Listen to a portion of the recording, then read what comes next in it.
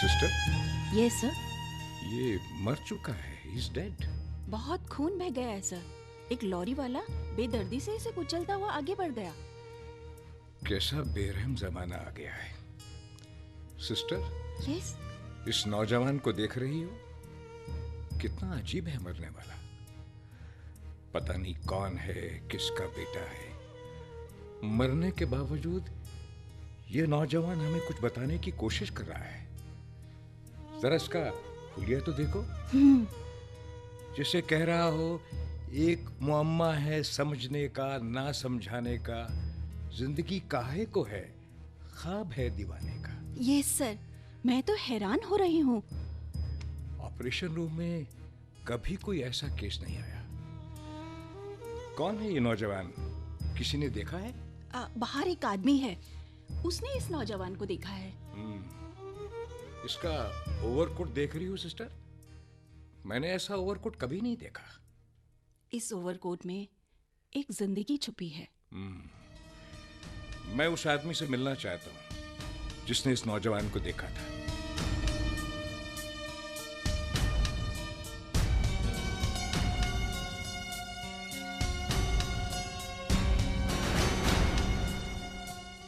तुमने नौजवान को कहां देखा? क्या बताऊं डॉक्टर साहब, डेविस रोड से मॉल रोड, मॉल रोड से डेविस रोड, चक्कर पर चक्कर, अपने आप में गुम, ना किसी से बात, ना किसी से कुछ लेना देना। अजीब आदमी था। जब ये हादसा हुआ, क्या तब भी तुमने इस आदमी को देखा था? हाँ डॉक्टर साहब, मैं आपको सारी बात बताता हूँ।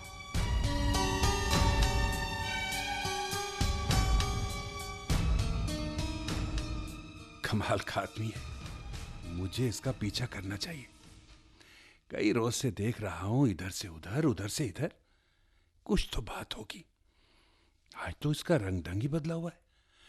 नहीं नहीं नहीं, रंग ढंग नहीं बदला, हमेशा ऐसा ही रहता है, लेकिन आज कुछ ज्यादा ही जोश में है। कुछ गा रहा है शायद।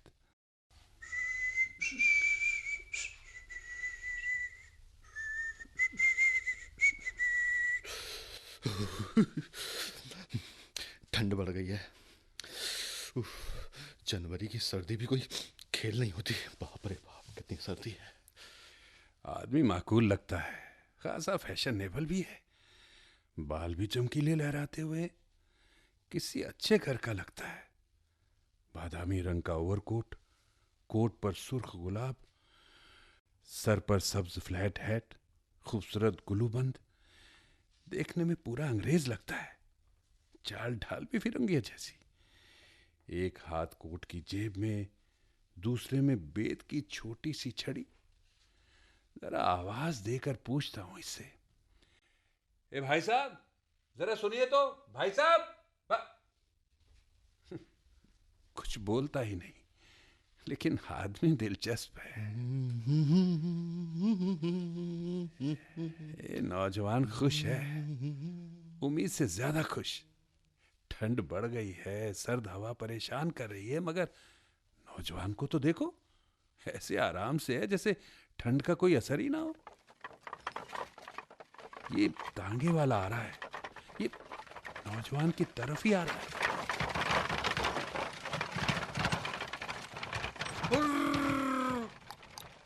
हुट हुट, टांगा चाहिए साहब, कहीं चलना है? नहीं, कहीं नहीं। सारी दुनिया की सैर करा दूंगा साहब, पैसे वाजिब, जो आपकी मेहरबानी से मिल जाए। नहीं नहीं, शुक्रिया। कोई बात नहीं साहब। हुट, हुट।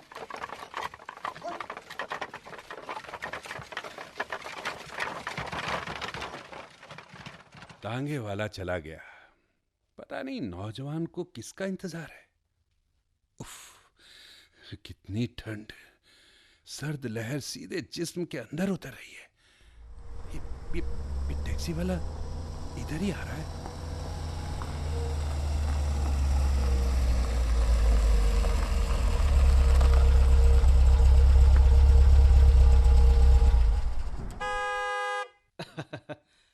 कहाँ चलना है साहब? No thanks, no thanks. क्या बोला साहब? अरे नो थैंक्स प्लीज। ठीक है।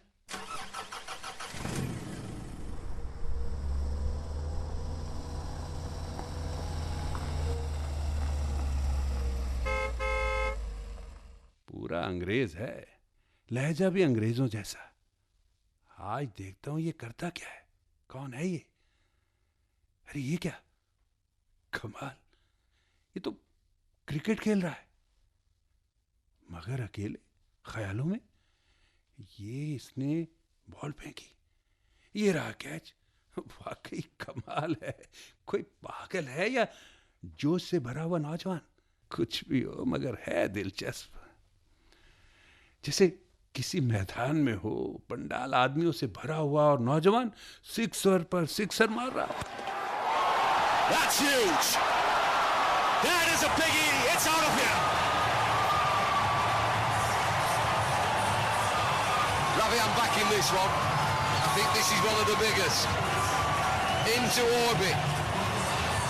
Even bringing smoke in the clouds, this. Off the bat, it's still in there. We've lost it. There it is again. That's a biggie. Keep going. Oh, I don't know how far this is. Well, 111 the longest. And this might just go the distance. I think those few words with Flintoff just charged him up a bit. ये तो ऐसे इतरा रहा है जैसे match जीत गया। अरे, अब कहाँ चला ये? देखता हूँ। अरे रुक भाई, रुक रुक। ये क्या है? चलता ही जा रहा है। हाँ, यहाँ कुछ शोर है, कुछ अंग्रेज हैं, ये भी फुटबॉल खेल रहे हैं। अरे जिसे देखो खेल रहा है। ये नौजवान चलते चलते रुक गया है।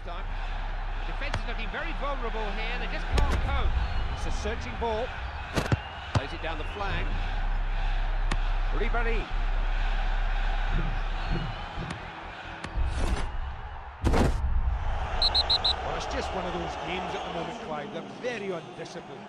Very undisciplined.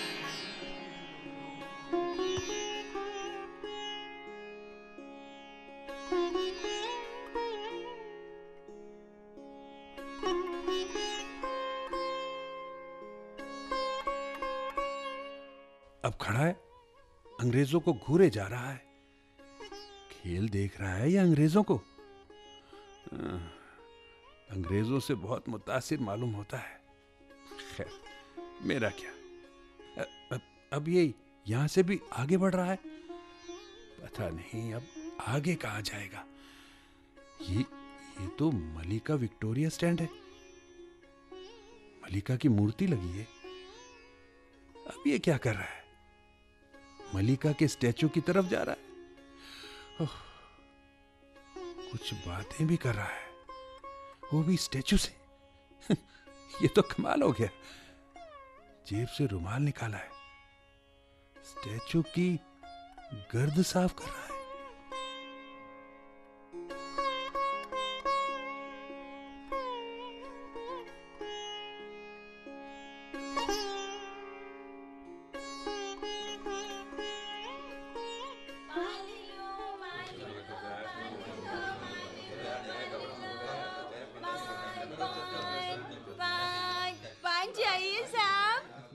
नहीं नहीं पान ये ले लो ना साहब।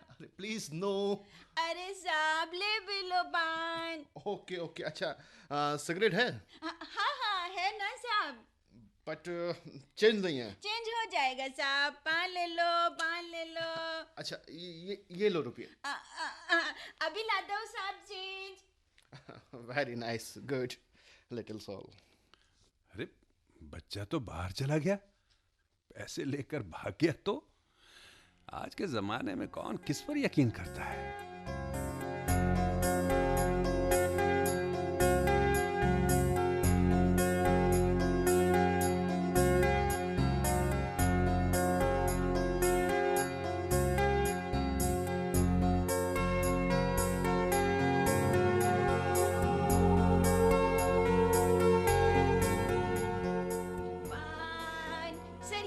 आपका चेंज। Very good, very. और ये आपका सामान भी साहब। ओह थैंक्स थैंक्स। अच्छा साहब, अब मैं चलता हूँ। Okay thanks thanks very good.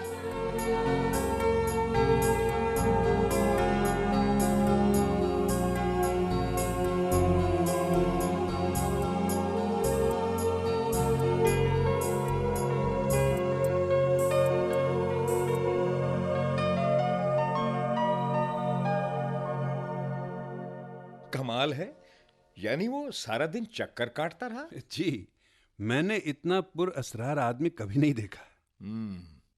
अच्छा, आगे क्या हुआ? बताता हूँ। वहां से उठने के बाद वो सिनेमा घर की तरफ चल दिया और पोस्टरों को दिलचस्पी से देखने लगा।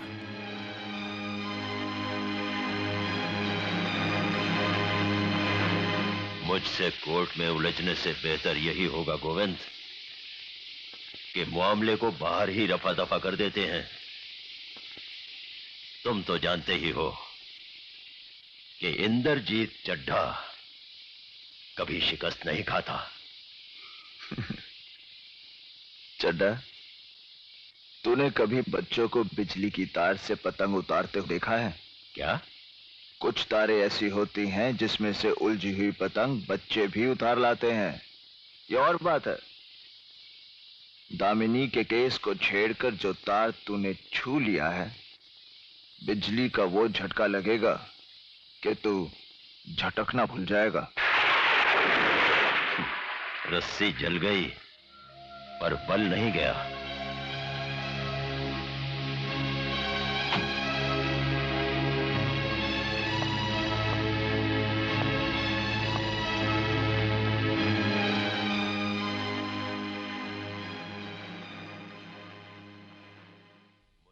अरे, अब वो ऑर्केस्ट्रा की दुकान पर जा रहा है। म्यूजिक का शौकीन लगता है। सामने इंग्लिश म्यूजिक की दुकान है, वो शायद वहीं जा रहा है। ये क्या, दुकान पर कुछ देर के लिए ठहर गया? अरे, अब वो अंदर जा रहा है। मुझे भी अंदर जाना चाहिए, देखता हूं वो क्या करता है।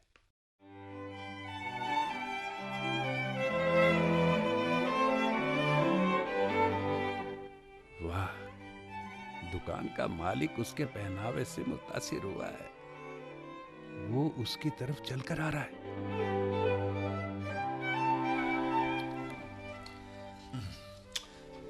Good evening sir. हाँ, गुड इवनिंग।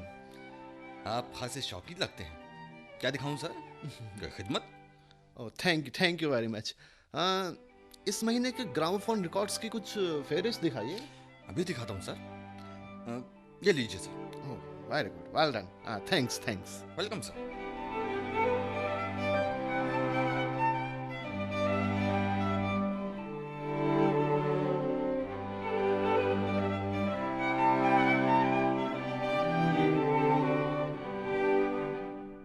आखिर ये चाहता क्या है? ना कहीं रुकता है, ना कहीं ठहरता है, चलता ही जाता है। सामने बुक स्टोर है, लगता है उसकी दिलचस्पी किताबों में भी है। वो किताबें पलट रहा है, किताबें पलट चुका। अब देखे कहाँ जाता है। सामने कालीन की दुकान है, कालीनों का भी शौकीन लगता है। जरा देखें यहां क्या करता है।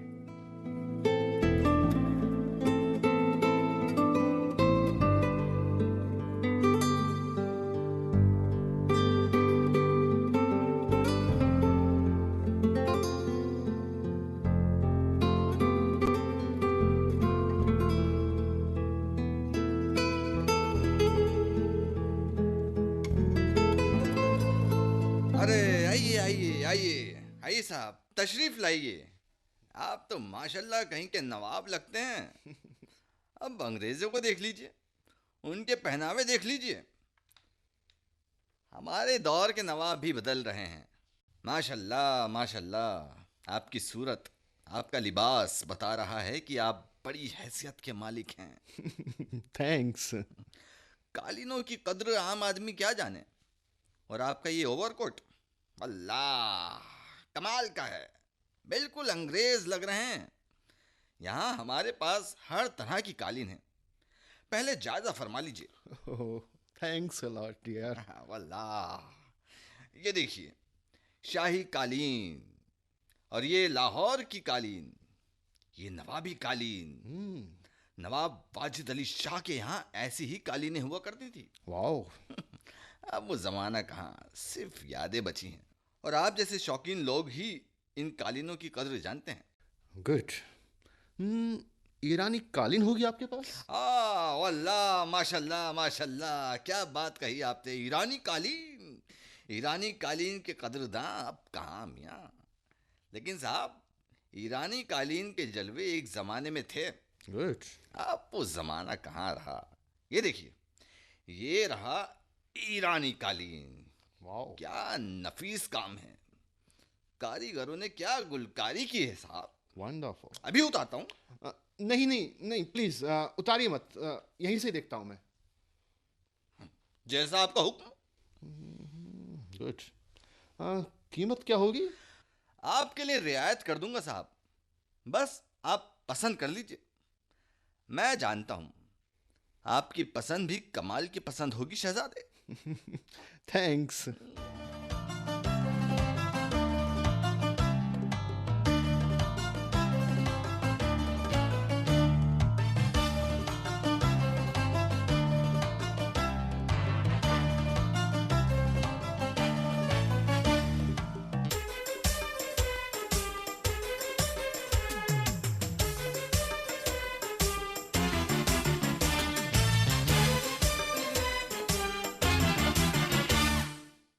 गोया कि वो सिर्फ चहलकदमी कर रहा था, कुछ खरीदना उसे मंजूर नहीं था। हाँ सरकार।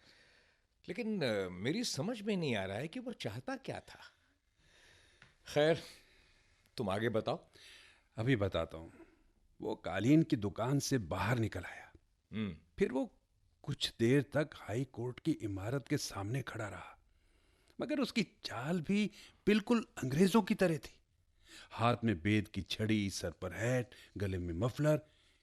एक जगह तो बड़ा मजा आया डॉक्टर साहब। कैसा मजा?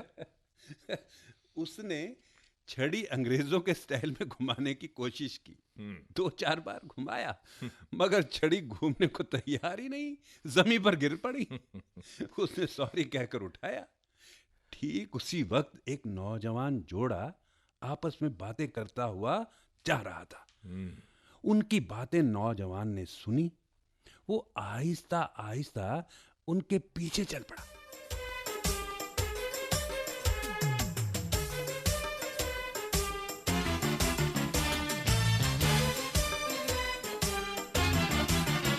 तुम जानते हो मैं ऐसा नहीं कर सकती। ये जानते हुए भी मुझे तंग क्यों कर रहे हो? सुनो, सुनो असलम, मैं जीना चाहती हूँ, मैं खुशी चाहती हूँ। जीने से तुमको कौन रोक रहा है? मैं तो ये कह रहा था कि बस कुछ दिनों की बात है। तुम ये बात समझने को तैयार नहीं। तुम जानती हो इस खबर के फैलते ही क्या होगा? क्या तुम इसके अंजाम से वाकिफ हो? खुदा के वास्ते मुझे अकेला छोड़ दो। चले जाओ, चले जाओ, मुझे तन्हाई चाहिए। उफ, ये जिंदगी मुझे जीने भी नहीं देती।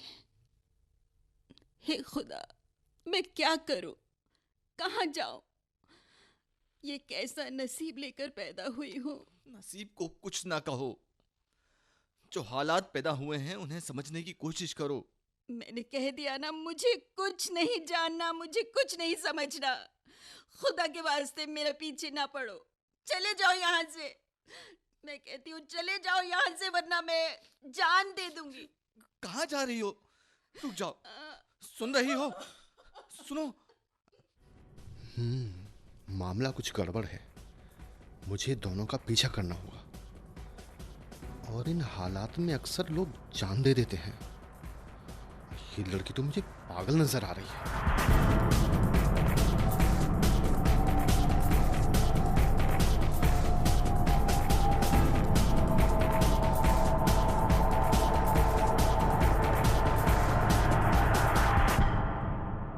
मैं कहता हूं मेरी बात मान लो। हरगिज नहीं। मान लो। इसी में भलाई है। मैं बिल्कुल नहीं मानूंगी। मैं कहता हूँ किसी को कानो कान खबर तक नहीं होगी राशिदा। मैंने कह दिया ना, नहीं नहीं नहीं। तुम्हें कोई तकलीफ नहीं होगी। मैं तुम्हारी कोई बात नहीं सुनूंगी असलम। जरा सोचो तुम्हारे माँ बाप को कितना रंज होगा। जरा उनकी इज्जत का तो ख्याल करो। मैंने कहा चुप रहो वरना मैं पागल हो जाऊंगी। देखो मैं फिर कहता हूँ तुमसे, मेरी बात मान लो। अब तुमने कुछ कहा तो मैं जान दे दूंगी अपनी। क्या बातें कर रही हो?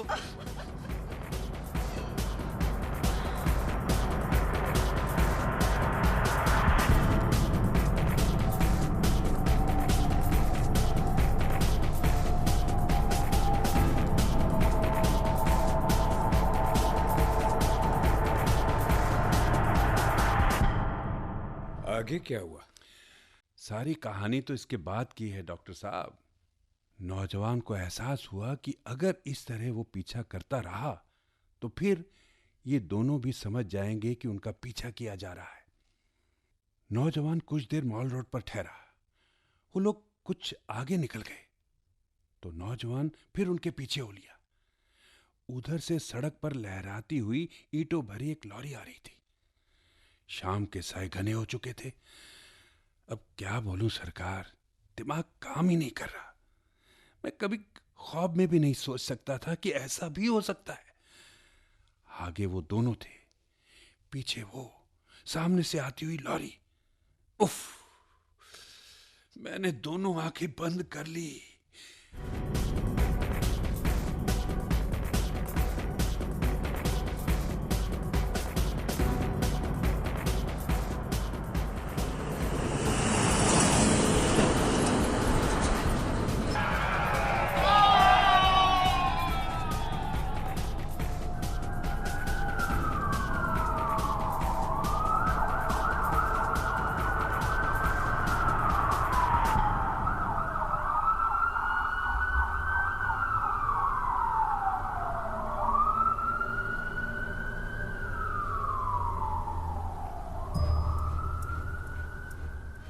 Oh my God.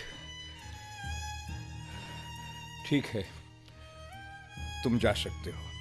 ठीक है साहब, चलता हूं। सलाम।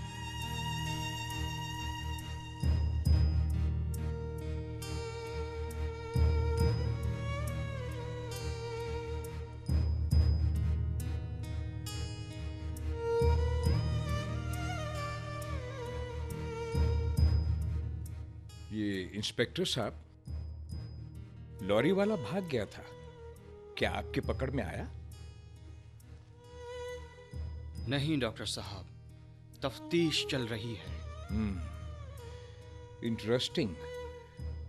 कुछ बातें कभी समझ में नहीं आती। डॉक्टर साहब, ऐसा क्या है इस केस में? असल कहानी तो यही है।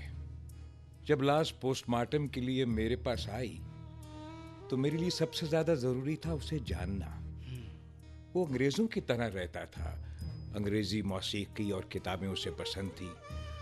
उस सर पर फेल्ट हैट लगाता था, ओवरकोट पहनता था, हाथ में बेंत की छड़ी रखता था। मगर सारी दुनिया उसे दौलतमंद समझती थी। मगर वो अंदर से क्या था, उसके मरने के बाद मालूम हुआ। वो कैसे? उसने हैट पहन रखा था, सर में खुशबूदार तेल था जिसकी महक बाकी थी। जब कपड़े उतारे गए तो सफेद सिल्क गुलूबंद उसके गले में था। गुलूबंद के नीचे ना नेकटाई थी, ना कॉलर, सिरे से कमीज ही नहीं थी। क्या? ओवरकोट में सब छिप गया था। अंदर एक बोसीदा ऊनी स्वेटर था जिसमें 100 छेद थे। उसके नीचे एक मैला कुचाला बनियान, जिस्म पर मैल की परतें। साफ लगता था कि महीनों से नहाया नहीं है। पतलून भी फटी हुई थी और पतलून को शायद किसी कपड़े, जो नेकटाई भी हो सकती है, से बांधा हुआ था।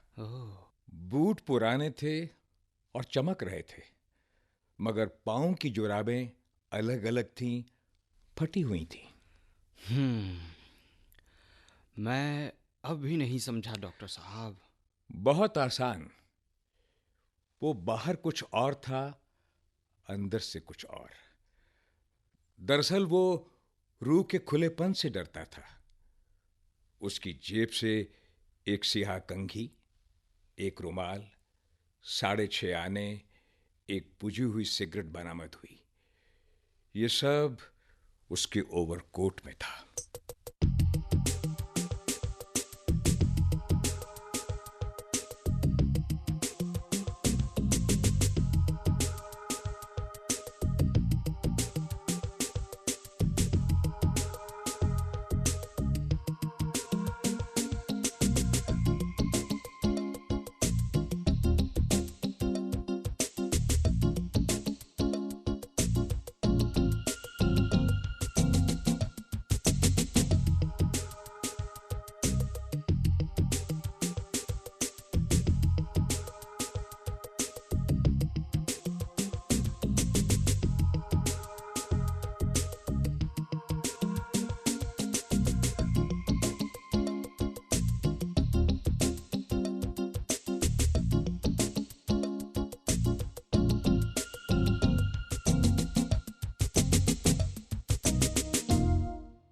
ओवरकोट।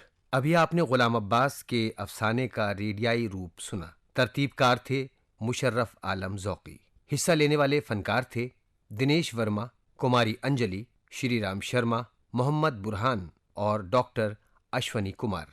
हिदायत व पेशकश सरफराज अहमद, मुआविन सैयद दानिश असगर जैदी।